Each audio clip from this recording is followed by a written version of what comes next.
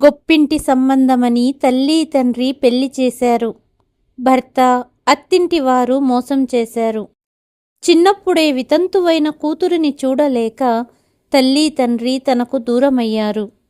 విదేశాలలో ఉన్న అన్నయ్యను నమ్మి విదేశాలకు వెళ్ళింది. అన్నయ్య కూడా మోసం చేశాడు. అడుగడుగునా బంధుత్వాలను నమ్మి మోసపోయిన యువతి జీవితాన్ని ఎలా నెగ్గింది? అందరికీ నమస్కారం. కలియుగం కథలు ఛానల్కి స్వాగతం. ఈనాటి మన కథ పంజరం. అప్పుడే నర్సు వచ్చి చెప్పిన మాటలు విని శంభూనాథ్ గారికి ప్రపంచం ఆగిపోయినట్టనిపించింది. అతనికి ఏం చేయాలో అర్థం కావడం లేదు. ఒకదాని తర్వాత ఒకటి జరుగుతున్న పరిణామాలు బహుశా ఆ దేవుడు తన మీద కక్ష కట్టినట్టు అనిపించింది. అస్వస్థతగా ఉన్న తన భార్యను శంభూనాథ్ 3 రోజుల క్రితం హాస్పిటల్లో అడ్మిట్ చేశాడు. ఇవాళ ఉదయం ఆవిడ మరణించిందని నర్సు శంభూనాథ్ గారితో చెప్పింది. భార్య మరణ వార్త ఒకవైపు, ఎదురుగా తన విధవ కూతురు మరోవైపు. తన కూతురికి చాలా వైభవంగా వివాహం చేశాడు శంభూనాథ్. కానీ ఆ సమయంలో ఊహించలేకపోయాడు. అతను చేస్తున్నది తన కూతురు వివాహం కాదు, కూతురి జీవితాన్ని నాశనం చెయ్యబోతున్నాడని. శంభూనాథ్, తులసి దంపతులకు వివాహమైన చాలా సంవత్సరాల వరకు పిల్లలు పుట్టలేదు. ఎందరో డాక్టర్లను కలిశారు. మొక్కని దేవుడు లేడు. ఎట్టకేలకు శంభూనాథ్ దంపతులకు ఒక అబ్బాయి పుట్టాడు. తరువాత ఆడపిల్ల పుట్టింది. ఇద్దరిలో ఎటువంటి వ్యత్యాసం లేకుండా పెంచారు. అమ్మాయి చాలా అందంగా ఉండేది. కూతురు పుట్టిన తర్వాత వారి వ్యాపారం బాగా అభివృద్ధి చెందింది. లక్ష్మీదేవి వారి ఇంట పుట్టిందని పాపకు పద్మహస్త అని పేరు పెట్టారు. భార్యాభర్తలు ఇద్దరూ తమ కూతుర్ని కాలు కింద పెట్టకుండా పెంచారు. చెల్లికి ఇంట్లో తల్లిదండ్రులు ఇస్తున్న ప్రాముఖ్యతను ఓర్వలేకపోయాడు కొడుకు కిషోర్. కిషోర్ ఇంజనీరింగ్ చదివాడు.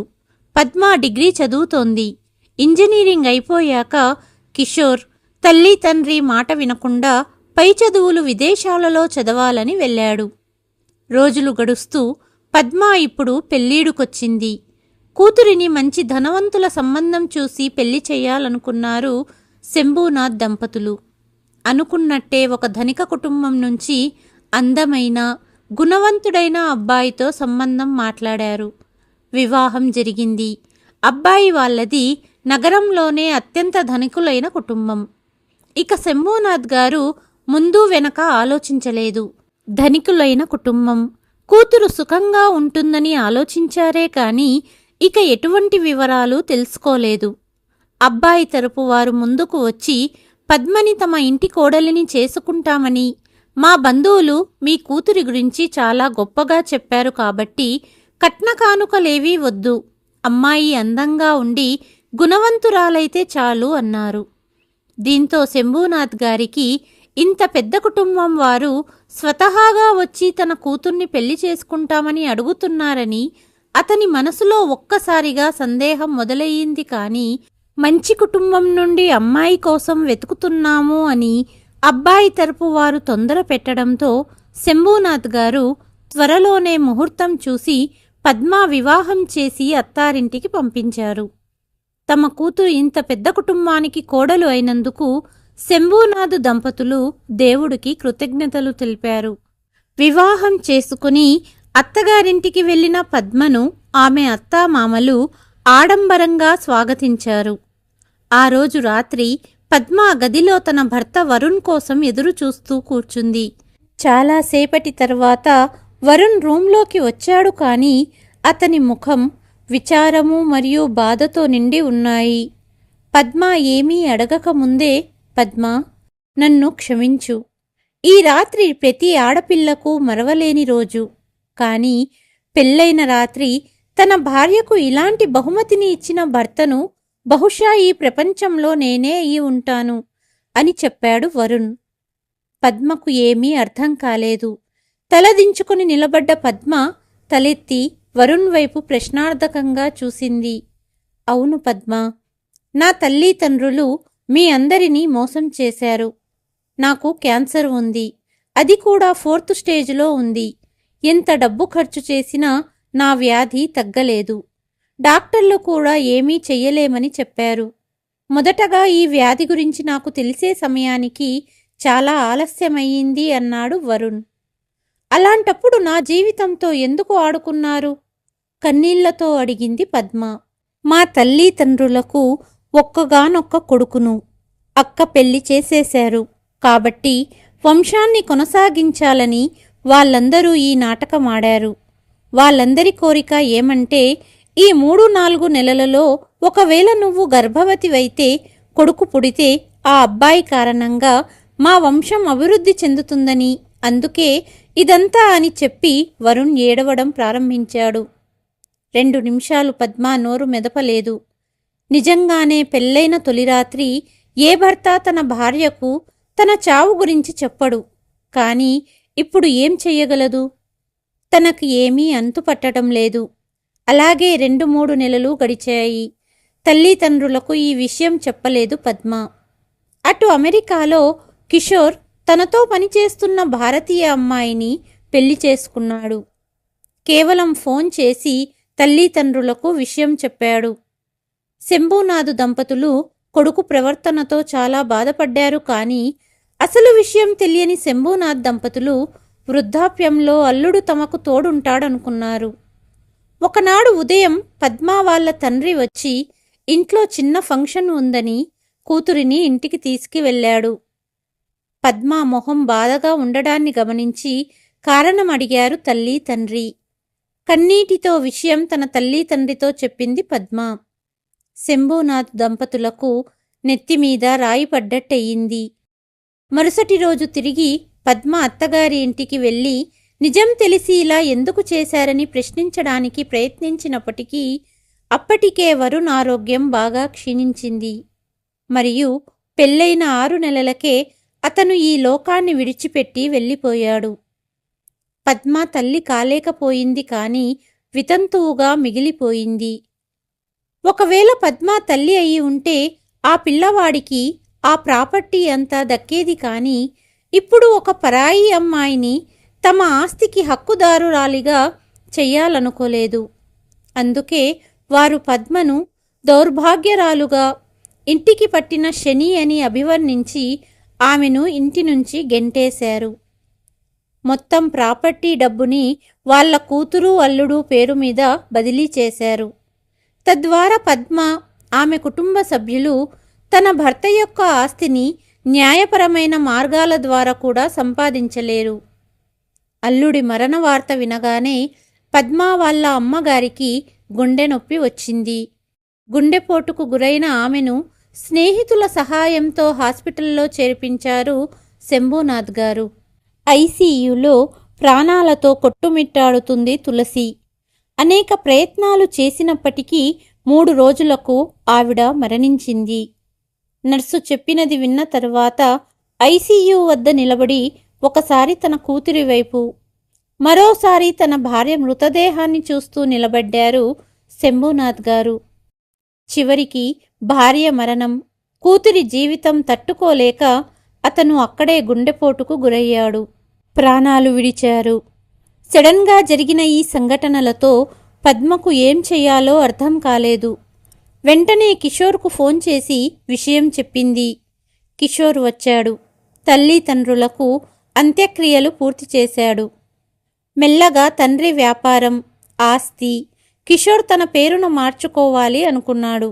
కానీ బంధువులు, పెద్దలు ఒంటరిగా మిగిలిపోయిన పద్మ పరిస్థితి ఆలోచించాలి అన్నారు. పద్మ, ఎన్నాళ్ళు ఒంటరిగా ఉంటావు? మళ్ళీ నువ్వు పెళ్లి చేసుకోవాలని ఆలోచించు అన్నాడు కిషోర్. ఇది ఎప్పటికీ జరగదు. ఒకసారి మోసపోయిన తర్వాత ప్రపంచంలోని ప్రతి బంధంపైన నాకు నమ్మకం పోయింది. నేను బ్రతికి ఉన్నంత వరకు ఒక్కదాన్నే ఉంటాను. ఉండటానికి ఇల్లు ఉంది. ఏదో ఒక పని చేసుకుంటూ ఉంటాను అని అంది పద్మ. కానీ ఇలా ఎప్పటి వరకు? ఎన్ని రోజుల వరకు? ఒంటరిగా ఉన్నప్పుడు నీకు ఆరోగ్యం బాగోలేకపోతే ఏం చేస్తావు అని కిషోర్ అన్నాడు. అప్పటికి చూసుకుందాంలే, ఇప్పటికే చాలా లేట్ అయింది, నువ్వు వెళ్ళి పడుకో అనింది పద్మ. కిషోర్ అనింది కరెక్టే. ఇంత పెద్ద ప్రపంచంలో ఒంటరిగా ఎన్ని రోజులు ఉండగలను? బయట ప్రపంచంలో అందరూ వాడుకోవాలని ఎదురు చూస్తూ ఉంటారు. ఎన్ని రోజులని అందరి నుంచి తప్పించుకుంటాను? ఈ ఆలోచనలతో ఆమె ఎప్పుడు నిద్రపోయిందో తెలియదు. మరుసటి రోజు టిఫిన్ తింటూ, పద్మా, నా మాట నువ్వు వినేలా లేవు. ఇక నేను తిరిగి వెళ్ళాలి. అక్కడ నా భార్య కడుపుతో ఉంది. తనను వదిలి ఇంకా ఇక్కడ నేను ఉండలేను అన్నాడు కిషోర్. పద్మ ఏమీ మాట్లాడలేదు. తిరిగి వెళ్ళాక కూడా కిషోర్ అప్పుడప్పుడు ఫోన్ చేసేవాడు. క్రమంగా పద్మ మనసు మారిపోతూ వచ్చింది. తన భవిష్యత్తు గురించి ఆలోచిస్తూ పద్మ ఒక నిర్ణయం తీసుకుంది. తన జీవితంలో చాలా ఒడిదుడుకుల తర్వాత ఎవరినీ సులభంగా నమ్మాలని భావించలేదు. చాలా బాధలు మరియు ఒంటరితనం వల్ల డిప్రెషన్లోకి వెళ్ళిపోవటంతో మనసులో నెగిటివ్ ఫీలింగ్స్ ఎక్కువ అయ్యాయి. 5 నెలలు గడిచాయి. కిషోర్కు అమ్మాయి పుట్టింది. మరుసటి ఉదయం పద్మ నిద్రలేవగానే కిషోర్కి ఫోన్ చేసి, ఒంటరిగా ఉండలేకపోతున్నాను, ఇంట్లో అనాథ ఆశ్రమాన్ని తెరవాలనుకుంటున్నాను అని చెప్పింది. దీనివల్ల అనాథ పిల్లలకు తల్లి ప్రేమ దొరుకుతుంది, అలాగే నాకు కూడా పిల్లలతో ఉండాలనే కోరిక తీరుతుంది అనింది. నీకేమైనా పిచ్చి పట్టిందా?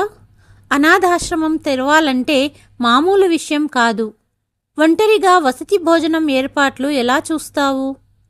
చూడు పద్మ, నువ్వు ఒక పని చెయ్యి. నువ్వు అమెరికా వచ్చేసేయ్ అన్నాడు కిషోర్. నేను అక్కడ అమెరికన్ జీవనశైలి, వాళ్ళ భాషను అర్థం చేసుకోలేను.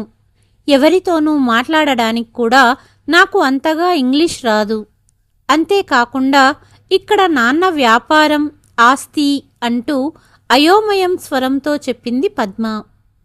నీకు రావడం ఇష్టమైతే నేను అన్ని ఏర్పాట్లు చేస్తాను అని కిషోర్ అన్నాడు. కొన్ని రోజుల తర్వాత కిషోర్ ఇండియాకు తిరిగి వచ్చాడు.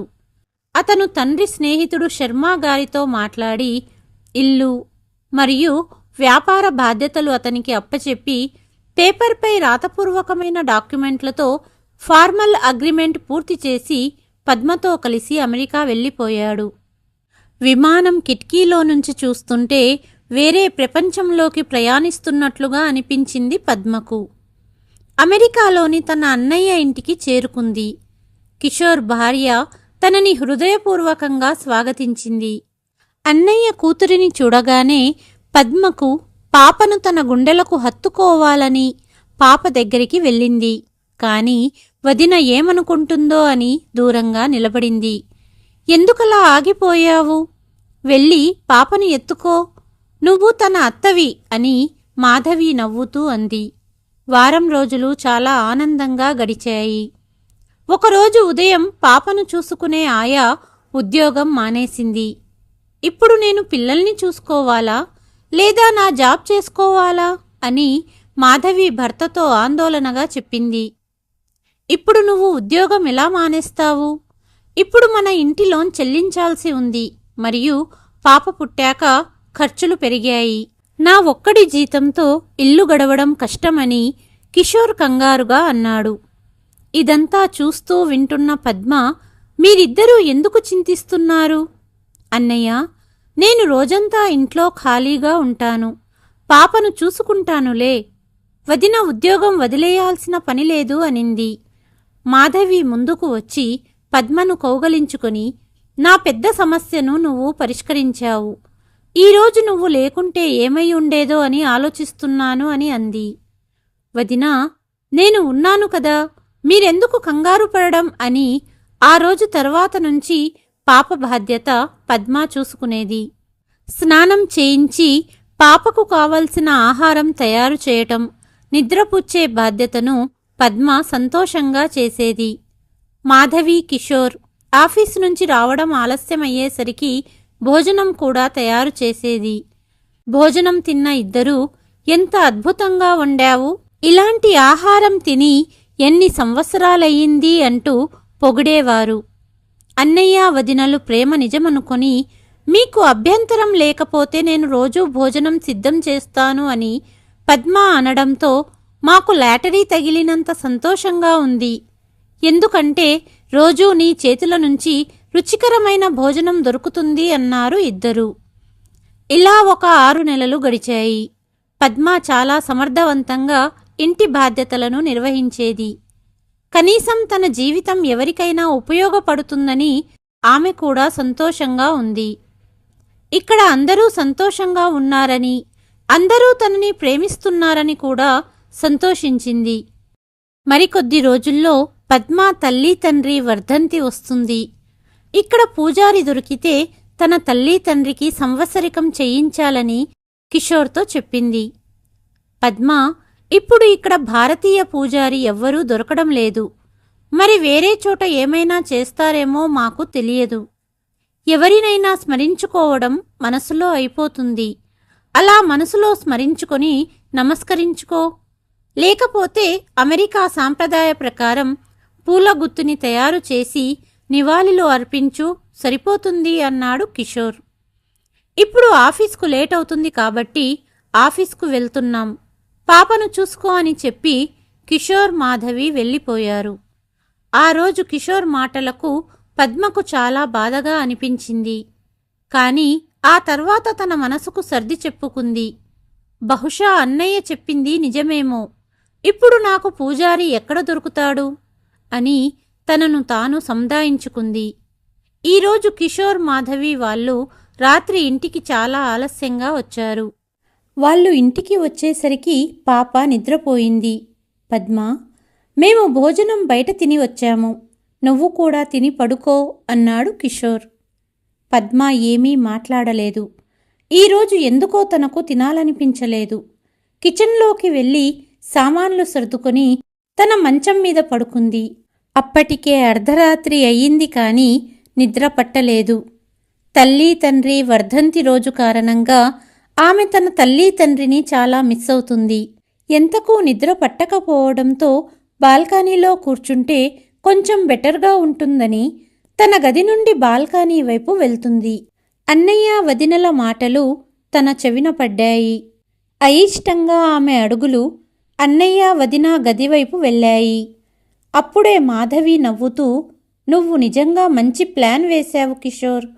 నీ చెల్లిని మంచి చేసుకుని ఆస్తిని రాయించుకోవడం కోసం తనను తేలిగ్గా మోసం చేసి ఇక్కడికి తీసుకొని వచ్చావు. జీవితాంతం ఉచితంగా ఒక పని మనిషి దొరికింది. పాపను జాగ్రత్తగా చూసుకుంటుంది. పద్మ రావడంతో మనకు తోటమాలి అవసరం లేకుండా పోయింది. ఆమె గార్డెన్ స్వయంగా చూసుకుంటుంది. ఆస్తి పేపర్పై సంతకాలు పెట్టించుకునే వరకు ఇలాగే నిదానంగా మాట్లాడు, లేకపోతే రచ్చ రచ్చ చేస్తుంది అనింది మాధవి. నిజమే మాధవి, నాన్న ఆస్తి నా పేరును మార్చుకోవటానికి పద్మ సంతకాలు అవసరమని రిజిస్టర్ ఆఫీసులో చెప్పారు. అయినా తన వీసా, పాస్పోర్ట్ అన్నీ ఇక్కడే మన దగ్గరే ఉన్నాయి. పద్మ మనం చెప్పినట్టు వినాల్సిందే. ఎక్కువ మాట్లాడితే తనను చంపినా ఇక్కడ తనకు దిక్కులేరు అన్నాడు కిషోర్. నిజమే, ఆమెకు ఇక్కడున్న వారితో పరిచయం కూడా లేదు. ఎవ్వరికీ ఏమీ తెలియదు. ఇప్పుడు మీ నాన్న ఆస్తి మన పేరు మీద బదిలీ చేసుకోవాలి. కాస్త ఓపిక పట్టండి. అన్ని పత్రాలపై మెల్లగా తనతో సంతకాలు పెట్టించండి. ఆస్తిని కాజేయాలంటే చాలా కష్టపడాలి అన్నది మాధవి. వాళ్ళ మాటలు వింటున్న పద్మకు స్పృహ కోల్పోయినట్లుగా అనిపించింది. వీళ్ళిద్దరి ప్లాన్ విని ఆస్తి మీద దురాశతో ఇద్దరూ ఇంత దిగజారి ప్రవర్తిస్తారని తను ఊహించలేకపోయింది. శరీరమంతా చెమటలు పట్టాయి. తన గదిలోకి వచ్చి మంచం మీద కూర్చుంది. నిజానికి కిషోర్ దగ్గర పాస్పోర్టు, వీసా రెండూ ఉన్నాయి. ఇప్పుడు నేను జీవితాంతం ఈ ఇంట్లో బందీగా ఉండి ఈ ఇంటి పనిమనిషిలాగా బతకాలా అని వెక్కి వెక్కి ఏడ్చింది. కానీ వద్దు, అంత తేలిగ్గా ధైర్యం కోల్పోవద్దు అని అనుకుంది. ఆమె ఇక్కడి నుండి భారతదేశానికి తిరిగిపోవాలి. కానీ వారిద్దరి నుండి ఆమె వీసా, పాస్పోర్ట్ తీసుకోవటం అంత తేలికైన విషయం కాదు. కనీసం టికెట్కి కూడా డబ్బులు లేవు. ఇప్పుడు ఏం చేయగలను? కానీ ఏదో ఒకటి చేసి తీరాలి. అన్నిటికన్నా ముందుగా వీళ్ళిద్దరికీ నా మీద అనుమానం రాకుండా ఉండటానికి ముందులాగా నేను మామూలుగా ప్రవర్తించాలి. కాబట్టి ఎట్టి పరిస్థితుల్లోనూ నన్ను నేను జాగ్రత్తగా కాపాడుకోవాలి అని రాత్రంతా ఈ సందిగ్ధంలో ఉండిపోయింది. ప్రతిరోజులాగే ఆమె ఉదయం లేచి అందరికీ టీ మరియు టిఫిన్ చేసి పాపకు స్నానం చేయించి నిద్రపుచ్చింది. అన్నయ్య, ఇప్పుడు పాప పెద్దదవుతుంది, డే కేర్లో వెయ్యొచ్చు.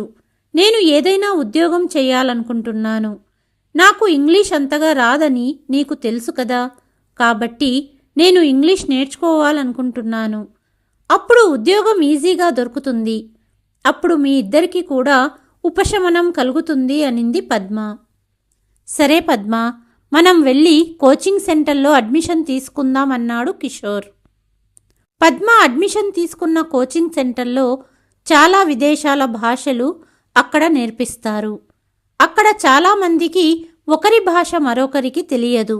కానీ వారందరూ ఒకరితో ఒకరు కలిసిపోయి క్రమంగా హావభావాలతో దగ్గరవుతున్నారు. మరికొందరు వారి వారి భాషలతో మాట్లాడడం మొదలుపెట్టారు. తనతో పాటు కోచింగ్ తీసుకుంటున్న భారతీయ అబ్బాయి సూర్య క్రమంగా పద్మకు స్నేహితుడిగా మారాడు.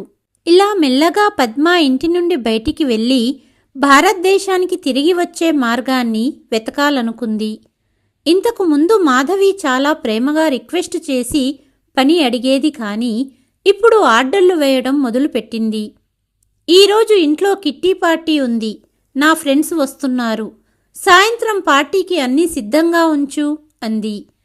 పగలు నుండి రాత్రి వరకు రోబోలా పనిచేస్తుంది మరియు తిట్లు కూడా తింటూనే ఉంది పద్మ.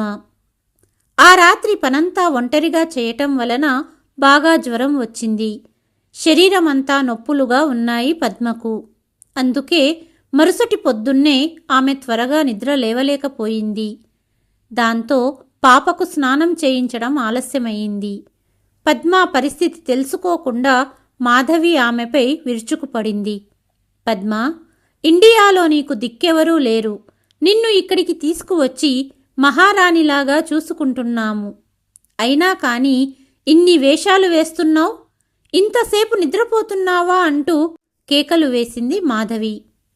అంతలో కిషోర్ వచ్చి విషయం కంట్రోల్ చేసి మాధవిని గదిలోపలికి తీసుకువెళ్ళి, నువ్వు పద్మతో ఇలా ప్రవర్తిస్తే ఆమె ఇంటి నుంచి పారిపోతుందేమో మాధవి, ఒక్కసారి ప్రశాంతంగా ఆలోచించు. తను మన కోసం బంగారు గుడ్లు పెట్టే కోడి, కొంచెం సేపు నీ కోపాన్ని కంట్రోల్ చేసుకో అన్నాడు. ఇప్పుడు పద్మకు ప్రతీదీ అర్థమవుతుంది.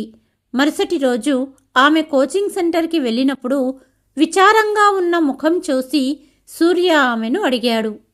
పద్మ, ఏమైంది, బాధగా కనిపిస్తున్నావు అని అడిగాడు. తన బాధను తనకు సహాయం చేయటానికి ఎవరితోనైనా విషయం చెప్పాలి కాబట్టి ఆ రోజు పద్మ సూర్యకు జరిగిందంతా చెప్పింది. ఈ విషయాలన్నీ విని సూర్య ఆశ్చర్యపోయాడు. ముందు మీరు వెళ్ళి పోలీస్ స్టేషన్లో కంప్లైంట్ ఇవ్వండి అన్నాడు. పోలీస్ కంప్లైంటా? నేను ఇవ్వలేను. ఇప్పుడు ఇలాంటిది ఏమీ చెయ్యలేను. ఎందుకంటే నా పాస్పోర్ట్ మరియు వీసా రెండూ కిషోర్ వద్ద ఉన్నాయి. ముందు నేను ఆ రెండిటిని వాళ్ళిద్దరి నుంచి తీసుకోవాలి. దాని తర్వాత మీరు నాకు సహాయం చెయ్యాలనుకుంటే మీరు నాకు ఒక జాబ్ చూపించండి. నేను ఆ ఇల్లు వదిలి వేరే చోట పని చూసుకొని బ్రతుకుతానని చెప్పింది పద్మ. సరే, ఇక్కడ నాకు చాలామంది పరిచయస్తులు ఉన్నారు. నేను మీ జాబ్ కోసం ప్రయత్నిస్తాను. అప్పటి వరకు మీరు అక్కడే జాగ్రత్తగా ఉండండి అన్నాడు సూర్య. రోజులు గడుస్తున్నాయి. కొన్ని రోజుల తర్వాత, అన్నయ్య, నేను ఇక్కడికి వచ్చి ఈ రోజుకి 1.5 సంవత్సరం అయ్యింది. నీకు తెలుసా, నా వీసా 2 సంవత్సరాల వరకు వ్యాలిడిటీ ఉంది. కాబట్టి నేను వీసా గడువు ముగిసేలోపు దీన్ని రెన్యువల్ చేస్తాను. ఎందుకంటే ఇప్పుడు నాకు కూడా ఇక్కడే ఉండాలనిపిస్తుంది. ఇండియాకు తిరిగి వెళ్ళాలని లేదు. ఇప్పుడు పాప కూడా బాగా అలవాటయ్యింది అనింది పద్మ. ఆశ్చర్యంగా పద్మ వైపు చూశాడు కిషోర్. అవును కిషోర్, నేను చెప్పింది నిజమే కదా, ఎందుకంత ఆశ్చర్యపోతున్నావు? నువ్వు నా అన్నవి, అంటే నా పుట్టింటితో సమానం అనింది పద్మ.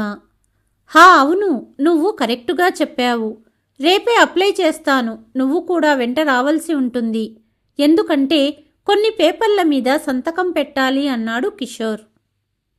తన వీసా రెన్యువల్ చేయబోతున్నట్లుగా అప్పటికే సూర్యకు చెప్పింది పద్మ. ఇంతలో సూర్య ఆమె కోసం ఉద్యోగం చూసి పెట్టాడు. కొంత డాక్యుమెంట్ సబ్మిషన్ తర్వాత వీసా కాలపరిమితి 3 సంవత్సరాల వరకు పొడిగించారు. వీసా కార్యాలయం నుంచి తిరిగి వచ్చేటప్పుడు పాస్పోర్ట్ మరియు వీసా తన వద్ద ఉంచుకున్నాడు కిషోర్. పద్మ దానిని తిరిగి ఇవ్వమని కోరింది. కానీ అక్కడే అధికారుల ముందు కిషోర్ పాస్పోర్ట్ని ఇవ్వనని నిరాకరించలేడు. ఆ విధంగా తన పాస్పోర్ట్ మరియు వీసాను కిషోర్ నుంచి తీసుకొని, నాకు కోచింగ్ సెంటర్లో కొంత పని ఉంది, అక్కడ పని ముగించుకొని ఇంటికి తిరిగి వస్తాను అని కిషోర్కి చెప్పి వెళ్ళిపోయింది పద్మ.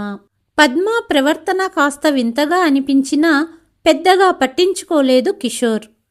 సూర్య చెప్పిన ఇంటర్వ్యూ అటెండ్ అయ్యి ఉద్యోగంలో చేరింది. పద్మ వర్క్ పర్మిట్ రెడీ చేసి తనకిచ్చాడు సూర్య. పద్మ ఈరోజు ఇంటికి వచ్చేసరికి చాలా ఆలస్యమయ్యింది. ఇంటికి చేరుకోగానే మాధవి, కిషోర్ ఇద్దరూ తన కోసం ఆతృతగా ఎదురుచూస్తూ నిలబడ్డారు. మాధవి తన వైపు కోపంగా చూస్తూ, కోచింగ్ అయ్యాక రోజంతా ఎక్కడ ఉన్నావు అని అడిగింది. కోచింగ్ అయ్యాక ఇంటర్వ్యూకి వెళ్ళాను. నాకు ఉద్యోగం వచ్చిందని తెలిసి నువ్వు చాలా సంతోషపడతావు వదినా అని పద్మ చాలా ప్రశాంతంగా చెప్పింది. కానీ అప్పుడే నీకు ఉద్యోగం చేయాల్సిన అవసరం ఏముంది అని అడిగాడు కిషోర్. ఇది లోటుపాట్ల గురించి కాదు, ఆత్మాభిమానం గురించి. మీరు నా కోసం చాలా చేశారు, దానికి ధన్యవాదాలు అనింది పద్మ. కానీ పద్మ, నువ్వు జాబ్ చేస్తూ పాపని చూసుకోగలవా అని మాధవి కంగారుగా అడిగింది. లేదు లేదు, ఇప్పుడు నేను ముందులాగా ఏ పని చెయ్యను.